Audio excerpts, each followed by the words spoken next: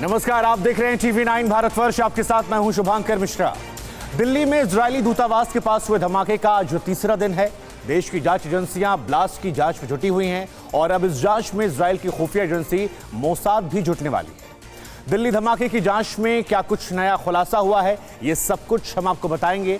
तमाम छोटी बड़ी खबरें से जुड़ी हुई मेरी सहयोगी अंजलि आपको ब्रेकिंग जोन से देंगी। तो आइए शुरुआत करते हैं पहली ब्रेकिंग न्यूज से।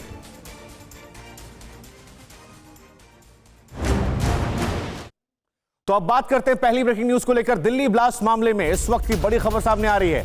आपको बता दें, दिल्ली धमाके के लिए मोसाद की टीम जो है वो इजराइल से रवाना हुई है।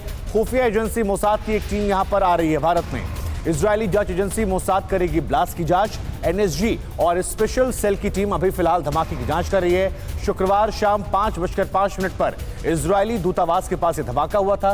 पूरे इलाके की घेराबंदी जो है वो कर दी गई है, लेकिन जिस तरह से ईरानी कनेक्शन निकलकर सामने आया उसके बाद इजराइल में मोसाद, जो उनकी सबसे टॉप एजेंसी है, दुनिया की सबसे टॉप एजेंसी में से मानी जाती है, वो फिलहाल हिंदुस्तान आने वाली है और एक टीम भारत की टीम के साथ मिलकर जांच करेगी, क्योंकि ये धमाका जो था इजरायली दूतावास से केवल 150 मीटर की दूरी पर हुआ था।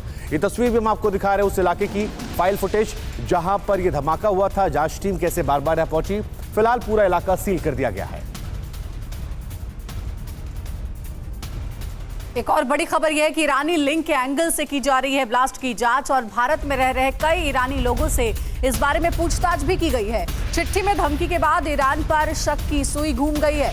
घटनास्थल से मिली चिट्ठी में कही गई बदला लेने की बात। ईरानी कमांडर सुलेमानी की हत्या का बदला लेने की धमकी दी गई।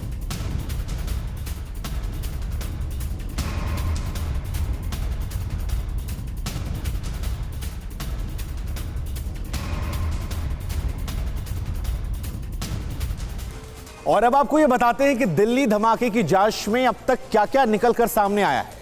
तो दिल्ली धमाके की जांच अब तक कहां पहुंची है, हम आपको दिखा रहे ग्राफिक्स के जरिए। ब्लास्ट के लिए टाइमर का इस्तेमाल किया गया। इस धमाके में अमोनियम नाइट्रेट का भी इस्तेमाल किया गया। कोल्ड ड्रिंक कैन में विस्फोटक भरकर ब्लास्ट किया गया। धमाके में मिलिट्री ग्रेड विस्फोटक का भी इस्तेमाल किया गया। बम तैयार करने वालों को आईडी की ट्रेनिंग दी गई। धमाके में इस्तेमाल बम प्रोफेशनल ने तैयार किया है और धमाके वाली जगह पर सीसीटीवी में 2 संदिग्ध भी दिखाई पड़े हैं। वहीं बदले की धमकी के बाद ईरानी कनेक्शन की पड़ताल जो है वो तेज कर दी गई है।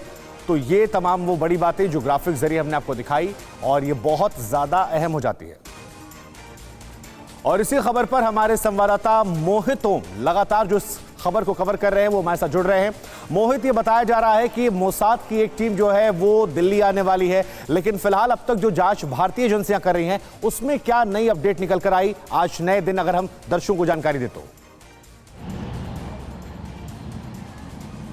शुभंकर, बिल्कुल मोसाद की एक टीम भारत की तरफ रवाना हुई है और वो भारतीय जांच एजेंसियों को सहयोग करेंगी। हालांकि जो जांच करेंगी वो भारतीय एजेंसियां ही करेंगी, लेकिन जो मोसाद की जो टीम आ रही है वो भारतीय एजेंसियों को सहयोग करने के लिए भारत आ रही है। जो इजराइल के जो नेतन्याहू हैं उन्होंने खुद कहा है कि हमें भारतीय एजेंसी पर पूरा विश्वास है और भारतीय एजेंसी भारत में रह रहे इजरायली लोगों की सुरक्षा के लिए पूरी तरीके से प्रतिबद्ध हैं और वो करेंगे। लेकिन हमारी जांच एजेंसी उनकी मदद करेगी इस मामले में। और राजनाथ, जैसे देश के रक्षा मंत्री राजनाथ सिंह ने भी कहा है कि जो इसमें गुनहगार हैं उनको कड़े से कड़े दंड दिए जाएंगे। अगर जांच की बात करें तो इस मामले में अब ईरानी कनेक्शन का सामने निकल कर आ रहे हैं और भारत में रह रहे ईरानी लोगों जिनके पासपोर्ट वीज़ा एक्सपायर हो गए हैं उसके बावजूद हिंदुस्तान में रह रहे हैं, उसकी पूरी एक लिस्ट बनाई गई है और उन पर लगातार रेड की जा रही है। और अगर आगे जांच की बात करें तो जो स्पेशल सेल की टीम है उन्होंने पूरे साक्ष्य जुटा लिए हैं। फॉरेंसिक के जो जितने भी वहाँ पे जो छोटी मोहित, मैं यही सवाल आपसे पूछना चाह रही थी कि अब इस ब्लास्ट में ईरानी एंगल सामने आ गया है और कहा जा रहा है कि जो भारत में रह रहे ईरानी लोग हैं उनसे पूछताछ होगी।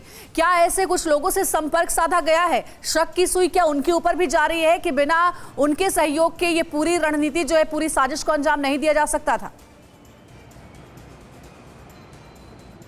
बिल्कुल अंजलि, FRRO ने एक लिस्ट बनाई है उन ईरानी लोगों की जो लोग भारत के अंदर रह रहे हैं लेकिन वो उनके दस्तावेज पूरी तरीके से एक्सपायर हो चुके हैं। उन लोगों की एक लिस्ट बनाई गई है और साथ ही जहाँ पे ईरानी संख्या के लोग ज़्यादा रह रहे हैं, उनकी जनसंख्या ज़्यादा है, उन जगहों पर अब स्पेशल सेल की टीम जो है वो लगातार रेड कर रही है, उन लोगों से पूछताछ कर रही है और जानने की कोशिश कर रही है कि क्या इसमें उनका किसी तरीके का कुछ सहयोग था या नहीं। क्योंकि अब जो पूरी जो जाँच है वो ईरानी कनेक्शन पे आके टिक गई है और उसी के केंद्र में रख के ये पूरी जो है जांच की जा रही है। ठीक है, बहुत बहुत शुक्रिया आपका तमाम जानकारी के लिए। आगे भी आपसे इस खबर पर अपडेट लेंगे हम। फिक्र आपकी, सोमवार से शुक्रवार रात 9 बजे सिर्फ TV9 भारतवर्ष पर।